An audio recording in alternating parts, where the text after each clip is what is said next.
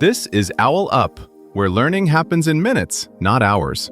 For a deeper journey, explore all our courses at owlup.co. Now, let's dive in.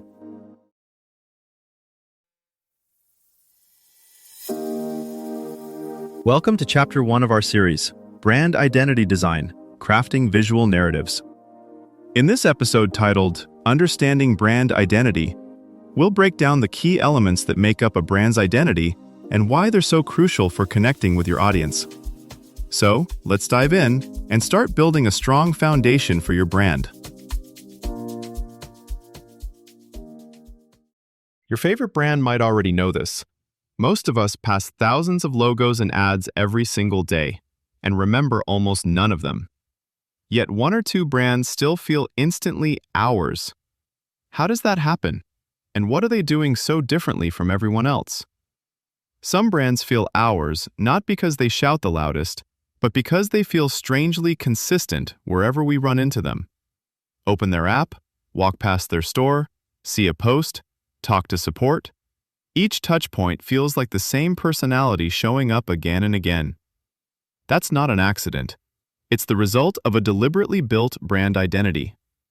This identity isn't just a logo file on a designer's hard drive. It's the system that decides which stories get told, how they're told, and what never makes it out the door because it's not us. It's why Apple can charge premium prices, or why a small cafe can feel instantly trustworthy while a bigger chain feels forgettable. In this episode, we'll unpack what goes into that system, visuals, voice, and behavior, and how they quietly train people to recognize and choose you even in a crowded market. So here's the twist. Strong brands don't start by asking, what logo should we use? They start with, what do we want people to feel and expect every time they meet us? That question forces a shift from decorating to designing, from picking colors you like to choosing signals that match your promises, audience, and market position. It's why Apple's minimalism, Patagonia's rugged sincerity, or a local bakery's playful warmth each make sense for them and would completely clash if swapped. Before any pixels move, the real work is deciding what you will always amplify and what you will consistently ignore. If you strip brand identity down to its working parts, three big questions quietly run the show. 1. Who are we for? 2. What do we promise? 3. How do we prove it, over and over? Everything else is implementation. 1. Who are we for? Most weak brands secretly try to be for everyone. The problem is that everyone doesn't recognize itself. Strong identities are built around a sharply defined someone, not professionals, but time-starved solo consultants who hate corporate jargon.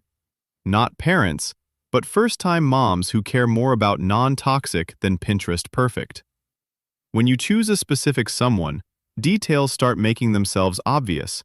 Which references they get, what annoys them, what they absolutely don't want to be seen as. That clarity filters straight into language, aesthetics, and product decisions without you forcing it. 2. What do we promise? Underneath every memorable brand sits a simple, repeatable promise. Not a slogan, but a commitment that would feel like a betrayal if you broke it. For Apple, people pay for, "This will just work beautifully." For Patagonia, "We'll put the planet ahead of short-term profit." For a tiny neighborhood coffee shop, it might be, "You will feel known here." The specifics differ, but the pattern is the same. A clear, almost stubborn stance about what you'll protect, even when it costs you. When that promise is fuzzy, high quality, great service, your identity has nothing to orbit around. Design becomes decoration instead of a signal. 3. How do we prove it, over and over? Here's where identity stops being theory. Proof shows up in repeatable cues, the kinds of stories you tell and refuse to tell, the trade-offs you accept, the rituals you build into everyday interactions. A B2B SaaS brand that promises calm, predictable operations shouldn't launch with chaotic, hype-heavy visuals or jokey support emails. A nonprofit fighting food waste probably can't justify overly polished, wasteful event production. Coherence between promise and practice is what teaches people this isn't just what they say, it's who they are. Over time, those cues become shortcuts in your audience's mind. They see a color combination, a sentence rhythm, a certain type of photo, and mentally fast forward. I know what to expect from these people. That's the compounding effect you're designing for, not a pretty surface, but an almost automatic recognition of your promise in action. Think of 3 very different micro-worlds you might walk into in a single day. A climbing gym that smells faintly of chalk and coffee, with handwritten route names and staff who remember your last project. Their Instagram is full of unpolished clips of falls, fails, and quiet wins. The promise isn't fitness, this is where your small risks belong.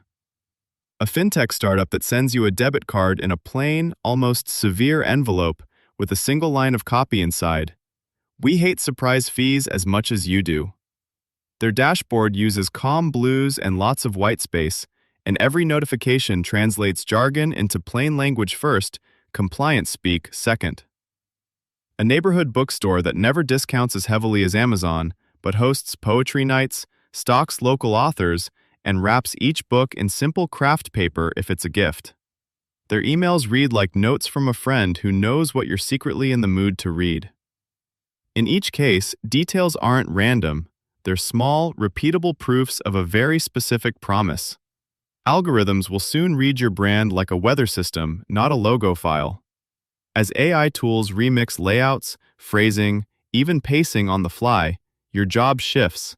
Less pixel pushing, more rule setting. Think of identity as a musical mode. Improv is welcome, but some notes are off limits. Brands that codify values, boundaries, and "never do this" lines will stay recognizable, even when thousands of micro-variations ripple across screens, headsets, and devices you haven't met yet.